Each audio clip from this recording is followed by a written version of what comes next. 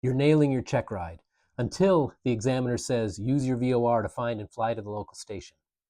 2 minutes later, you're lost. Your confidence, gone. The test, over. I'm Scott Kuhn, and after working with hundreds of students, I've seen the same 5 VOR mistakes ruin stage checks and check rides. Today, I'll show you exactly what they are and how to fix them. But before we begin, I want to mention that I've created a free beginner's guide to VOR that you can download. The link is in the description. Many students are so used to GPS that they hardly touch the nav radio at all. This lack of familiarity often trips them up in one of 2 ways. First, trying to put the VOR frequency in the COM side of the radio. Remember, COM frequencies run from 118.0 to 136.975. VOR frequencies are from 108.0 to 117.95. If you see anything above 117.95, you're in the wrong place.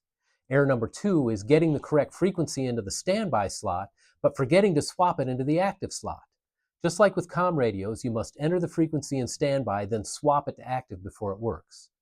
I highly recommend sitting in the airplane with your instructor and walking through and tuning and swapping nav frequencies. Then practice it until it's muscle memory. If your primary instructor doesn't want to spend ground time in the airplane, find someone who will. It's well worth the time. On a stage check, I had a student tune in the correct VOR frequency, but then he double tapped the swap button. He turned up the nav audio, heard some Morse code and said, VOR identified, but the problem was, it wasn't the correct Morse code. None of the indications made sense, and he got lost because he was using the wrong VOR. The correct identification process is to tune in the frequency, double check it's correct and active. I usually touch the radio and say the frequency out loud, like 111.4 is active. Then activate the nav audio, listen for the Morse code, and match that Morse code against your sectional, for-flight, or other official source. Why double check? Well, for 2 reasons. First, it confirms you have the right frequency, and second, it proves the station is actually working. You can have the frequency right, the station identified, and the CDI needle perfectly centered and still fly in the wrong way. Why? The to from indicator. If you don't set the OBS so that the CDI centers and the indicator reads 2 when you're flying toward the station, you'll be headed in the opposite direction. Here's a quick tip. On a Garmin G1000, G5, or similar, press and hold the course selector knob.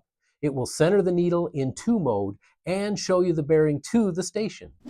Even if the to from indicator is correct, you still have to turn the airplane so that the heading indicator matches the VOR course index. Remember, the VOR indicator does not show which direction the airplane is actually flying. To fix that, the heading indicator and the VOR course index need to be the same.